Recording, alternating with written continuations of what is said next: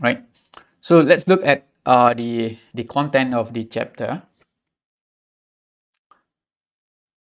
and the the topic that we want to look at is called the high-level design and optimization. So we will design at the higher level than the RTL. So if we look at the design domain in first chapter, if we go back to first chapter, so uh, at the structural design domain at the Y chart, right? So what you can see is that the at the lowest level of design is the layout design, which is the layout of the IC, all right? And up to that level for the design domain, right? So we have the transistor circuit or transistor level. Up from here, right, go up another level is the logic level or the gate level, or we call it logic, right? So before this, we have learned how to design the digital circuit in at the transistor level. So we know how to design this transistor in at the transistor level.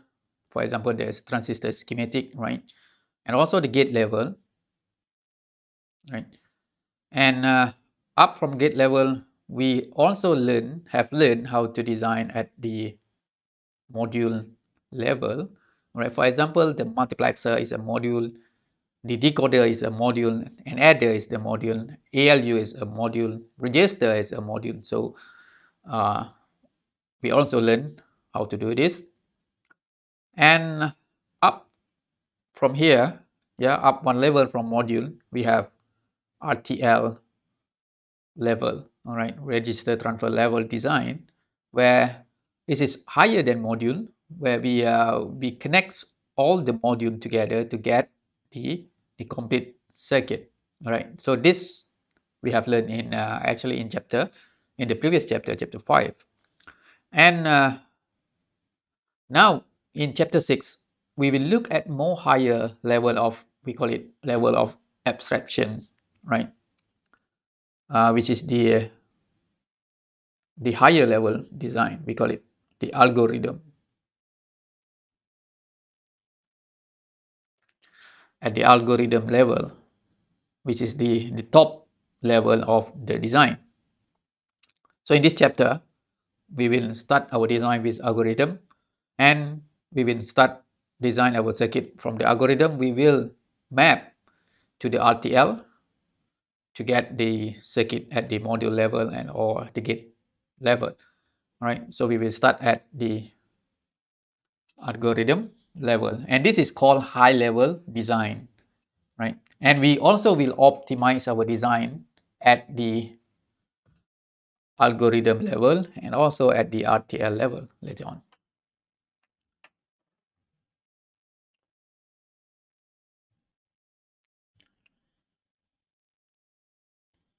So what we will learn in this chapter is the first one is, of course, the introduction to the high level design, yeah, the overview. And we will look at the design flow, right? Where to start and what is the step, right?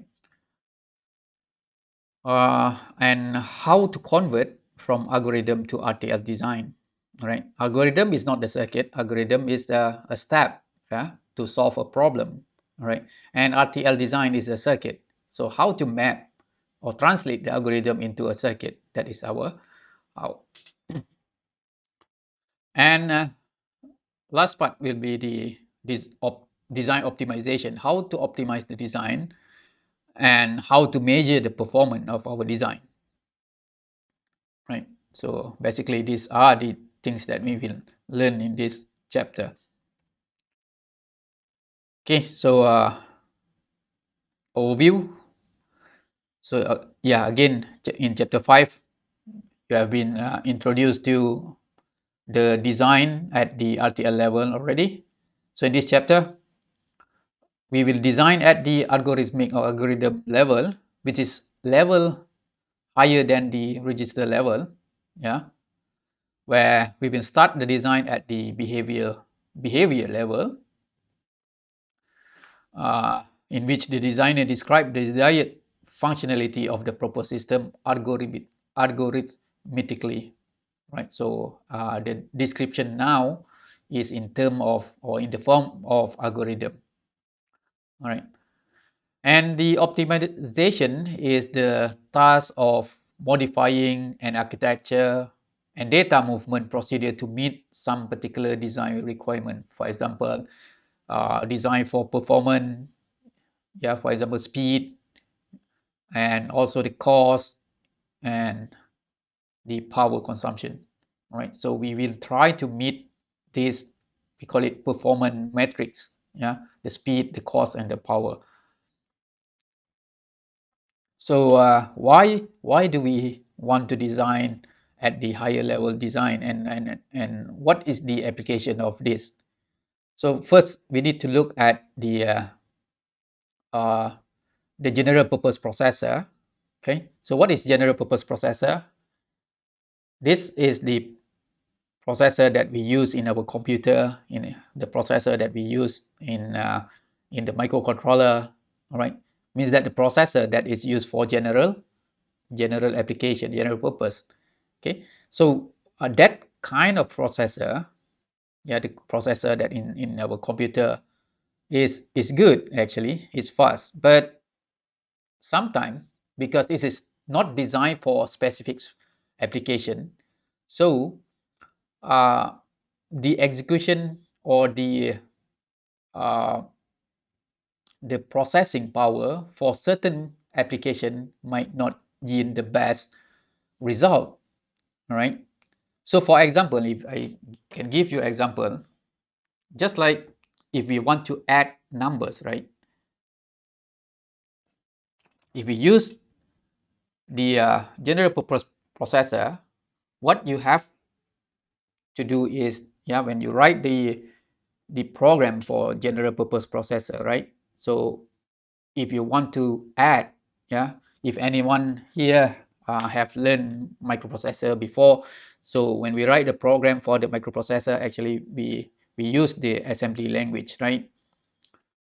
So for example, if we use uh, a microprocessor, so if we want to add a number a plus b plus c plus d, so what we do is actually we need to write the program. And for example, if a is in R0, register 0 in our microprocessor, so and then we add with b in for example in R1, all right, and the result is now in R0, so we add a and b here and keep the result in R0. And let's, for example, c is in R3, R2, and d is in R3. So what you need to do is you need to add again, right? R2, R0, R2, and you need to add again R0, R3, right? Why you need to do this? Because in the general purpose processor, there is only one ALU, all right? So what the microprocessor do is that if this is an ALU, right? So it need to add one by one and produce the result in, for example, if this is R0, okay? So the data from R0 will be added with the data from, for example, if this is R2, add and save in R0, and get the data in R3, add and save in R0. So there is three, if we look at this, there are three step or three time add operation, right? So you need at least, yeah, if for example, let's make it simple, one operation utilize one clock cycle, right? So you need 3 clock cycle already, right? And of course, in the actual one is not one cycle per instruction. There will be more, but to keep it simple, so let's make it one clock cycle for one instruction. So that is general purpose processor.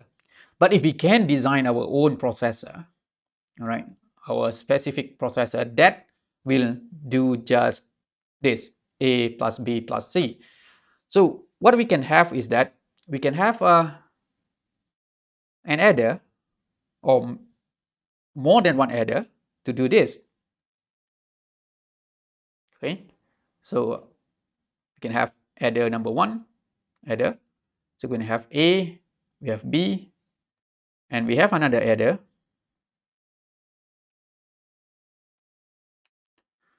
at C,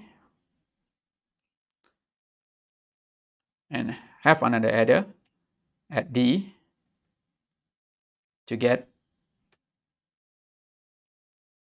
the result, which is, for example, this is F, right? And this can be run in one clock cycle,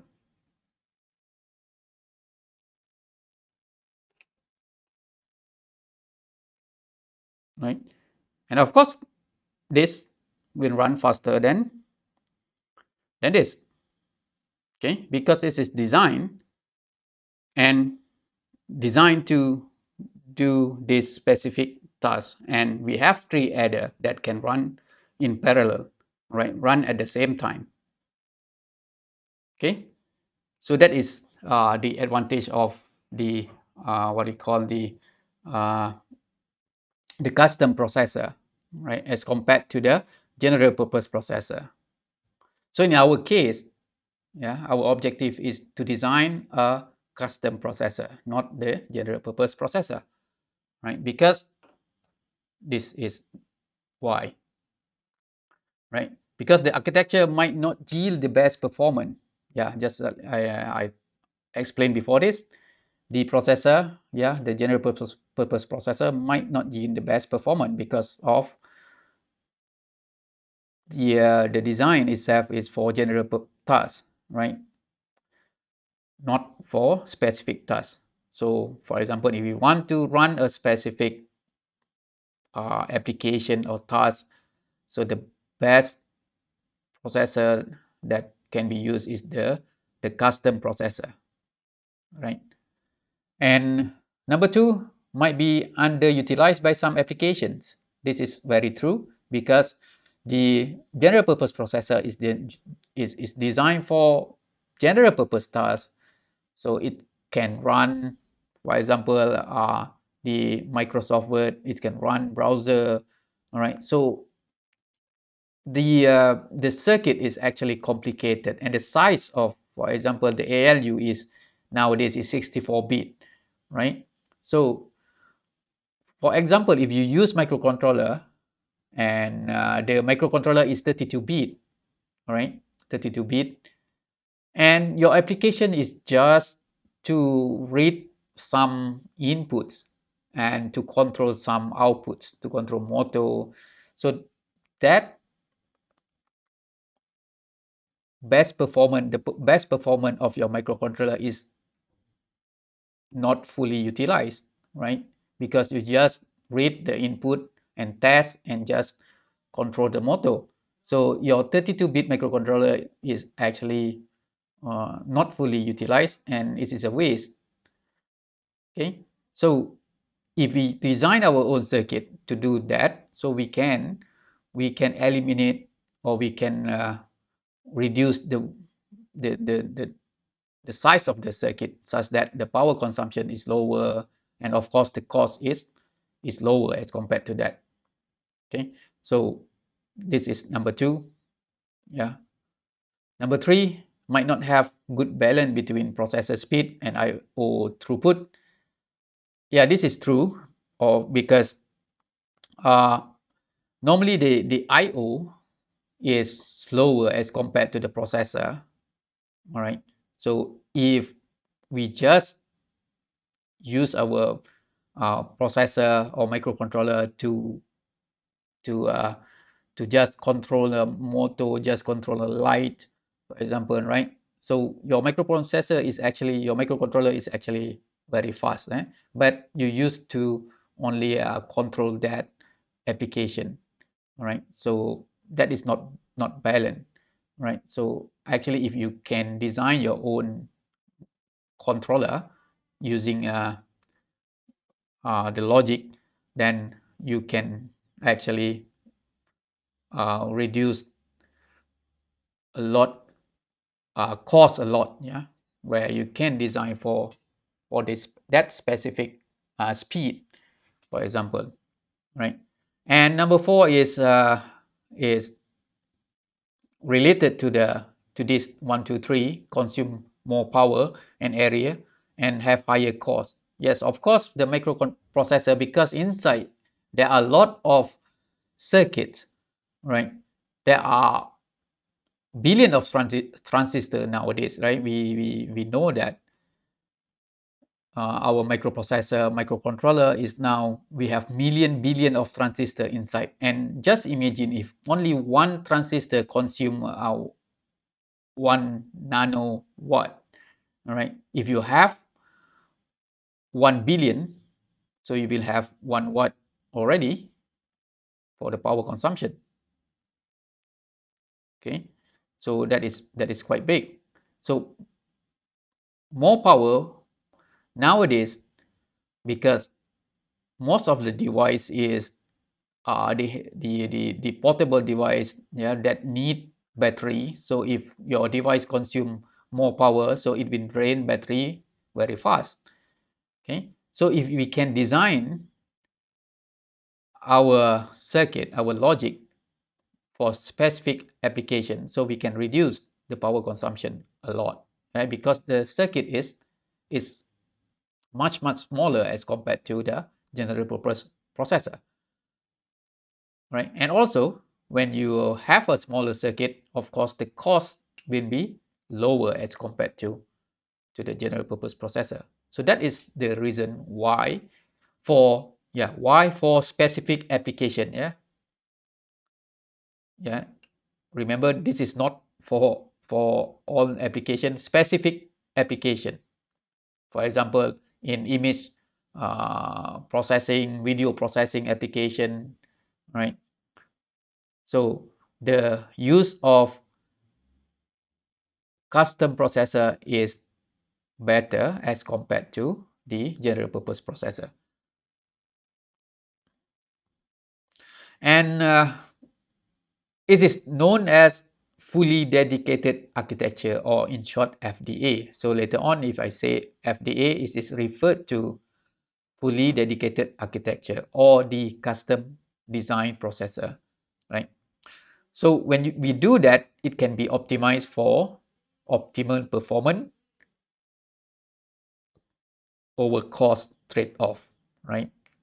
Where we can have the design that consumes less power, require less area, and has a lower cost.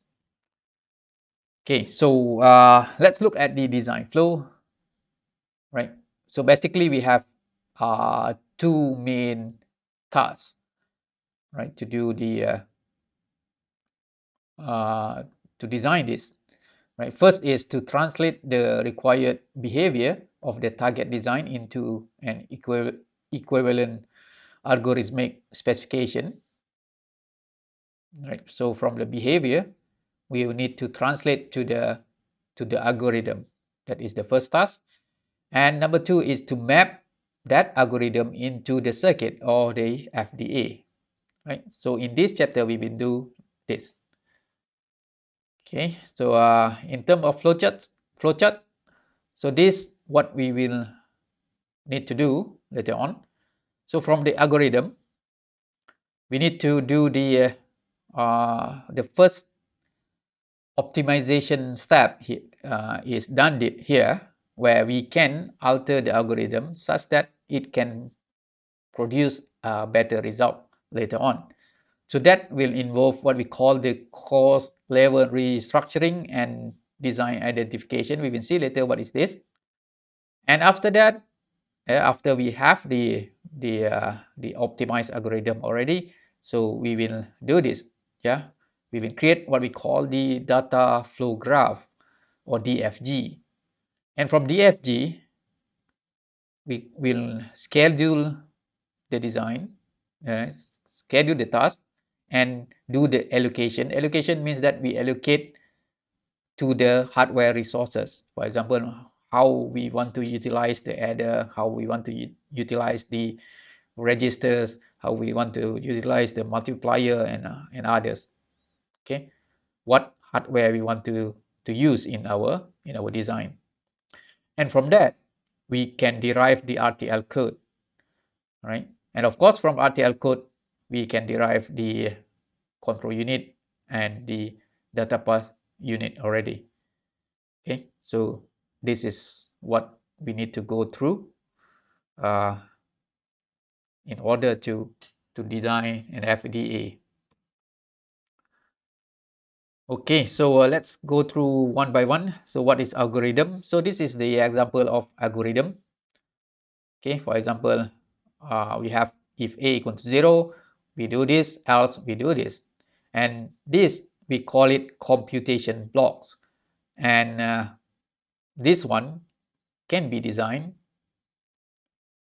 using the high-level design technique, all right? And of course, using RTL design methodology to get the best performance, right, of the design. So this is called computation blocks, and we will use this in to design the circuit, right? So this one is easy because we just move A to M, right? But this one required the computation. And next, we look at the second one, cost level restructuring and design identification. So we will look at this cost level restructuring. There are three. First is removing redundant application operations, or we call it eliminate common sub expression. So for example, if initially we have an equation like this,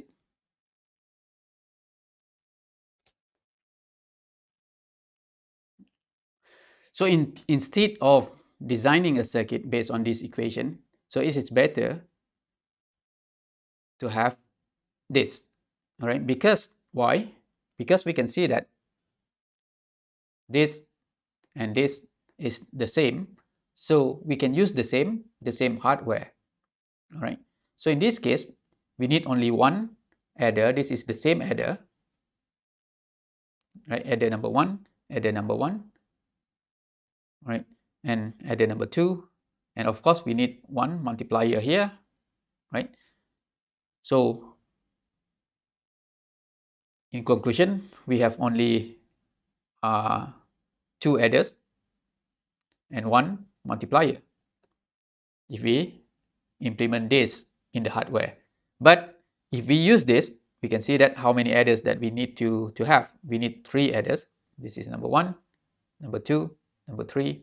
And how many multiplier that you need to have? You need to have this another one, this another one, right? So three adders plus two multiplier, right? So of course, in terms of cost, this one is higher cost as compared to this one. And yes, at the algorithm level, and this is called algorithm. Yeah, equation is one sort of algorithm, one kind of algorithm. So at the algorithm level, we can try to reduce the number of hardware that we can use in the design. So that is called removing redundant operations, or eliminate common sub expression. And number two is algebraic transformation can lead to less resources utilized. This is very good also. For example, multiply can replace by shift operation. So again, especially multiplication by factor of 2, we can use the uh,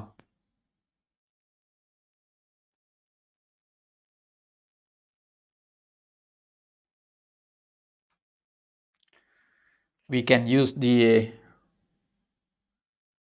shift operation to replace the multiplication, right? So remember that multiplier is expensive. Yeah, in chapter 2, we learned that to design a multiplier, you need a lot of adders, right? And the size is big, right? Size big means you need more areas, and of course, the cost is high, and also power consumption is high, right? But the shifter is easy. You can use shift register, okay? And shift register is cheap, right, as compared to multiplier. So if you want to multiply the number by 2, for example, right, or divide by 2, you can shift left or shift right. So for example, if you want to multiply, you can shift to the left, okay? So for example, if your number is 4-bit, you want to multiply by 2, right? So for example, this is number 3. So when you shift to the left 1 bit, you have 6 here. Means that this 3 multiplied by 2, you have 6. And when you shift again here, means that this is 12, which is 6 multiplied by 2, right? So you can see that for multiplying by 2 factor, right? So you can use shift register instead of multiplier. So this will save cost a lot, right, in the design. And same as the divider, right? So 12 divided by 2, you have 6. So you shift to the right 1 bit for divide by 2. If you want to divide by 4, you shift 2 times, right? So that is what we call the algebraic transformation. And the last one is tree height reduction, where this can lead to faster design, right? So for example, again, if we want to have z equal to a plus b plus c plus d like that,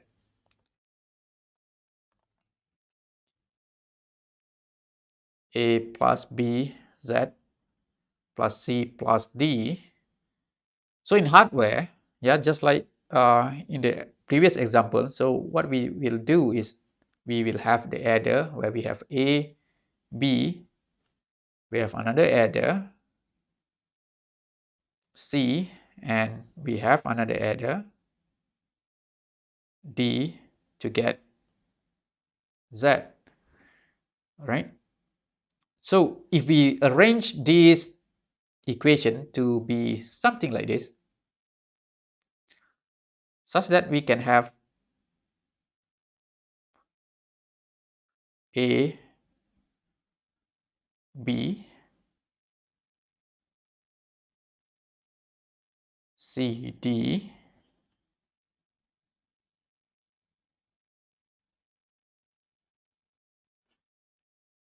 so we have z here. So in terms of speed, yeah, execution time, this one is better as compared to this one, right? But in terms of cost, it is the same cost because you have 3 adders, right? Both are 3 adders. But in terms of speed, why I said that speed is better for this one? Because when we look at the speed, we need to look at how the signal travel from the input to the output, all right, or what we call the signal delay, right? Signal delay is defined by how much different, yeah, how much time the signal travel from the input to the output, right? So when we look at this, the signal will travel from A or B, go through this, the first adder. So for example, it takes 10 nanosecond, and again the signal will take another 10 nanosecond here, and again it will take 10 nanosecond here. So you can have, yeah, you can estimate that the signal delay here will be 30 nanosecond. But as compared to this one, the signal, right, because this one is parallel, so you will have 10 nanosecond, another 10 nanosecond here, means that you have 20 nanosecond for this one. So this will lead to faster design, right? So remember, if you have adder tree, this we call adder tree, yeah. So you can restructure your adder to be something like this, and you can have a better speed, yeah. Okay, so that is called the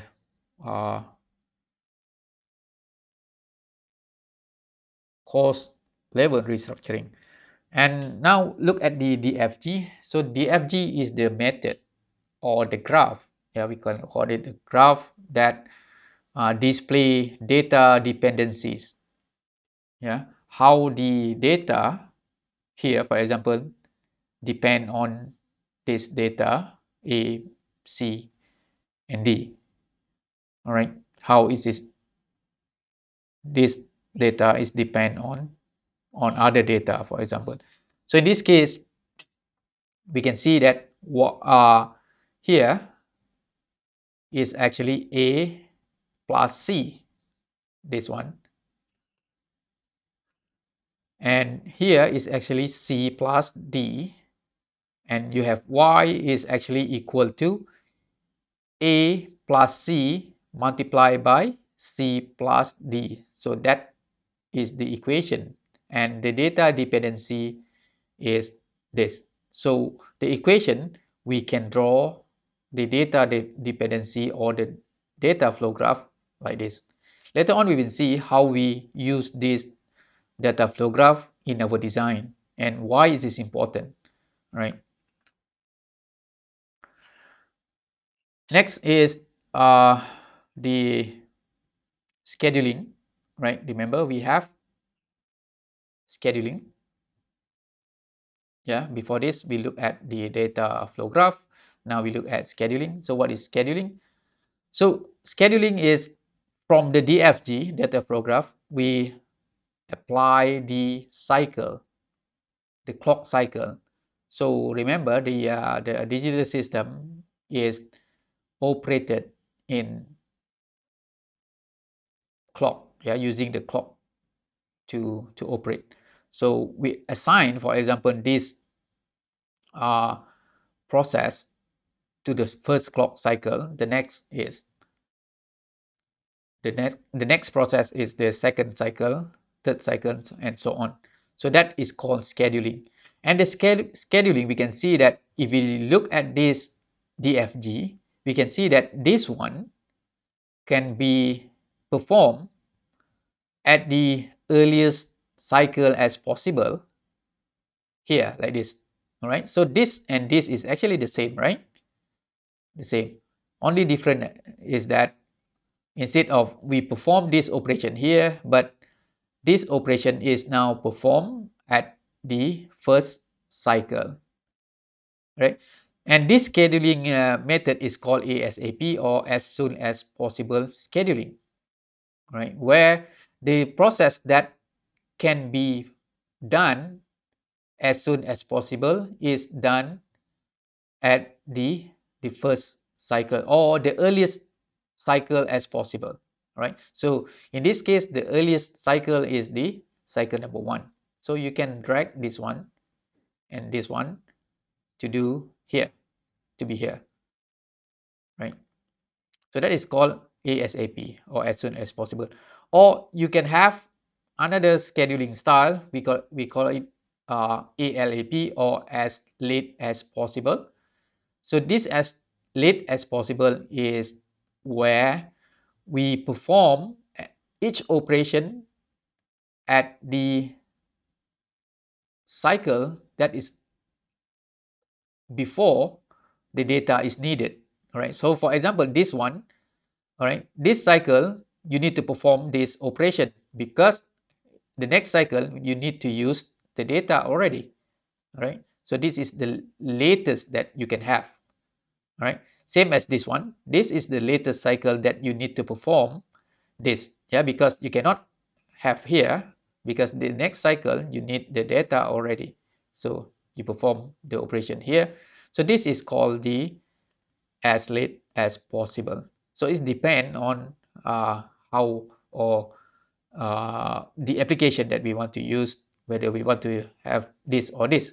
But in term of cost, yeah, you can see that here we can reduce the number of costs already, because if we look at this,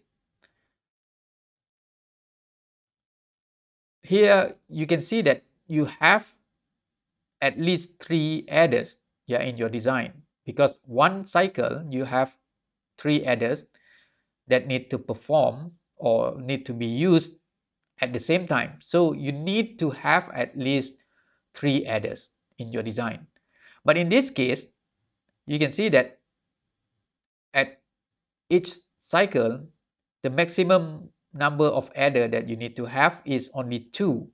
Means that when you do the scheduling like this, you reduce the number of adder from 3 to 2 already, all right, but still get the same result. So ALIP might give you a best solution in terms of cost, right? So we will see later on when to use this and when to use this.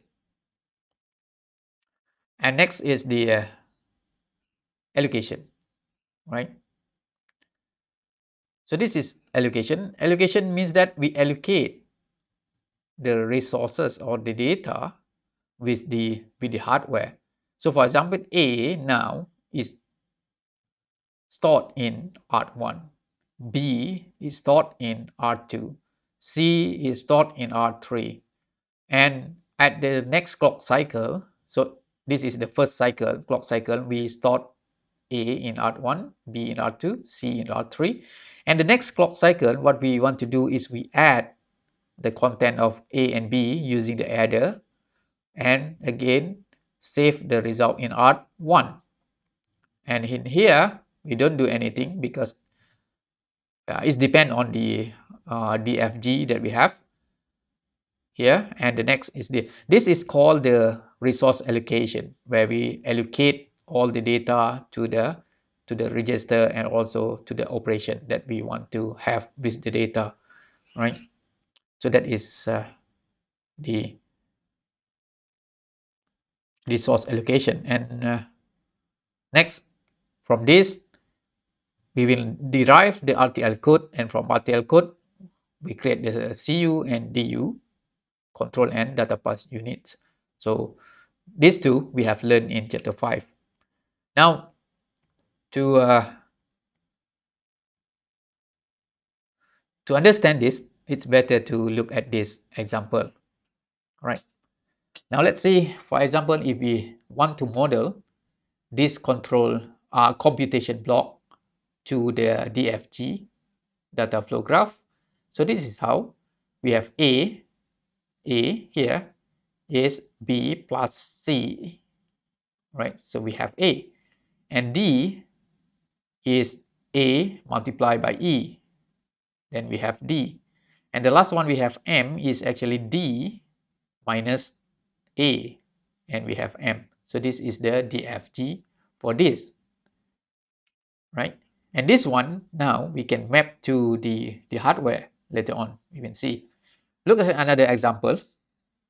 This is another DFG, and this DFG represented by this equation, right? This is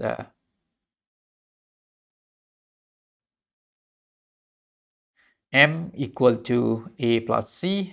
So we have M, and N equal to C plus D, and Y equal to M, not plus N, but this one is should be multiply, right? Should be multiply, or we can use.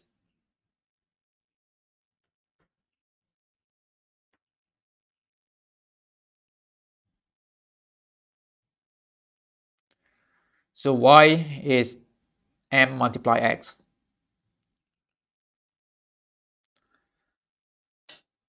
Okay, so that is the example of DFG. And in order to obtain an efficient hardware mapping of the algorithm, data dependencies should not be present. Otherwise, there is a need to include hardware to check for these dependencies. So this is important also, where to create the algorithm, or the equation that can be mapped to the hardware, all right, we need to follow these rules. Yeah, we call it the single assignment rules. What is single assignment rules? First, no statement, no two statement may write to the same variable. What is that? We will see. An operand of one equation cannot be written to a later equation. Operand. So what is operand? This is operand, yeah. This is an equation, A equal to B plus C. What is operand? B and C is the operand of the equation. That is meant by operand. So let's look at this example. So if we have this equation to represent the algorithm, A equal to B plus C, B equal to A plus D, and let's see whether this can be mapped to the hardware or not. So A equal to B plus C is okay, but the next equation is not okay because this violates rule number 2, where you write data to the operand of the first or the previous equation. So this clearly violates this rule. An operand of one equation cannot be written by a later equation. All right. So this means the later equation. So, and the operand of this equation, of the previous equation, been written to, right? So you write the result of this operation to B, and B is the operand of the previous equation. So this is not allowed, all right? Because if we look at this, okay, so if we have something like this, we can draw the DFG. We have B, C, and the result is A, right? And the next one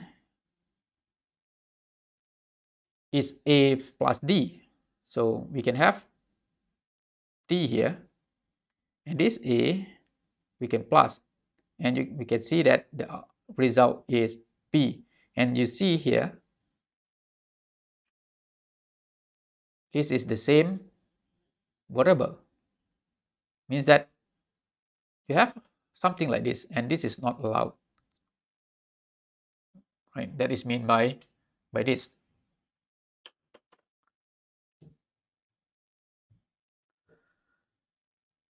Next, number 3, A plus B. This is clearly an operand of the previous equation, which is this. So this is should violate rule number 2 as well. D is again is the operand of the previous equation. So this is the same, violates rule number 2. And A plus C, this violates rule number 2 and also number 1. Number 2 because A, you write to the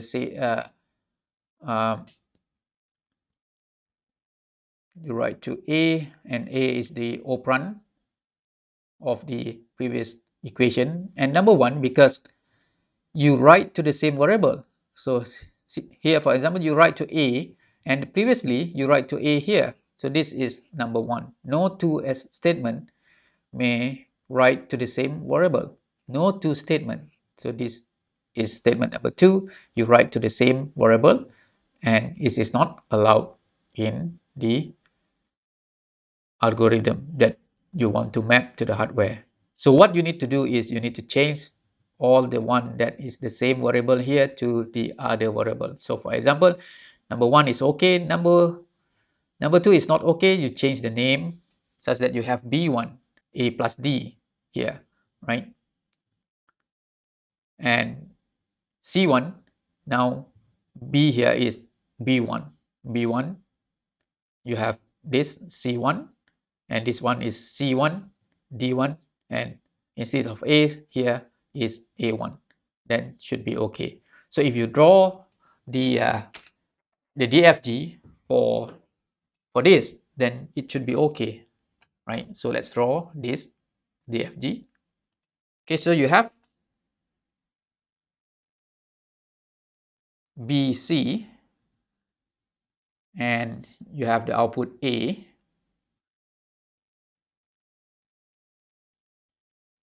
and plus D, you have the output B1, and plus A, this B1 plus A, you can have A here, plus you have C1, all right? And you plus D, and this is D plus with C1, you have D1, all right? And A1 is, this is C1, you plus with A, where is A? So this is A, you can have another one plus, and you can have A1 here, right?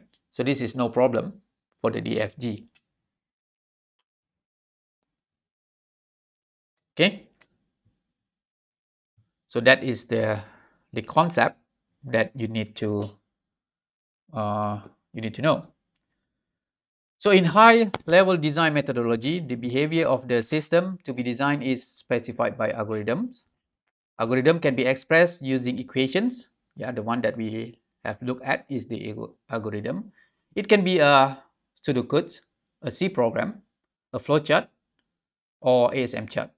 Algorithm based on mathematical equations are typically form of specification of signal and image processing system. So normally, if the algorithm is using mathematical equation, it is normally used for design the image processing system or signal processing system, right?